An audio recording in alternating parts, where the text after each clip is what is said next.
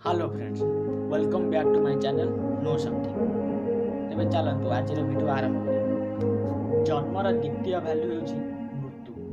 ए पृथ्वी रे जेबे भी जी भी जन्म होइछि से केबे ना केबे मरिछि। तथापि मनुष्य वर्ष वर्ष धरी अमर हेबा पई चेष्टा करि चलिछि। आजिर जुगरे साइंस एते आगु गले मध्य अमरत्व प्राप्त करिबे तार सब चेष्टा बेकार होछि। मनुष्य जेते चेष्टा कले मध्य मृत्यु उपर विजय प्राप्त करिपारे। जेतेबेले मनुष्य हार मारि थाए सेतेबेले किछि एमिति जीव बाहरी आसନ୍ତି जहाँकि आमको आउ थरे प्रयास करियाको बाध्य करिथाନ୍ତି। कारण पृथ्वी रे एही सब जीव केबे ना बुढ़ा हुअନ୍ତି ना मरନ୍ତି। तेबे चलो फ्रेंड्स, आमे एही भली किछि जीवक विषय रे जानिबा जे कि मरण को परास्त करी अमरत्व को लाभ करछन्ति। Number 5, प्लानारिया platform.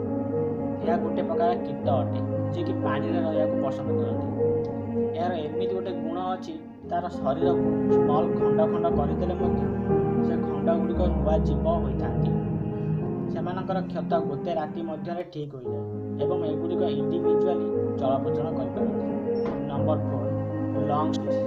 यह निज लंग्स कारण केवल पानी नुहे सुखिलारे मध्य बंची पारे। जेतेबेले समर सीजन आसे पानी सुखीगले एमाने new type of survival skill देखाई थांती।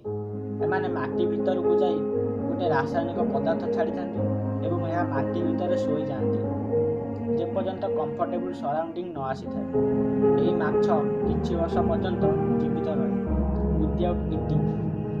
Number 3, lobster. ये एक प्रकार अमर अटे कारण लॉबस्टर को केबे भी बार्धक्य अवस्था आसी न थाए। एमाने सबुबले जवान होई थांती एवं सबुबले ग्रो करिथांती। एमानक विषय गोटे इंटरेस्टिंग कथा हेउची एमाने खाद्यर स्वाद निजर गोड़े टेस्ट करिथांती एवं एमानकर रक्तर रंग ब्लू कलर होइଥାଏ।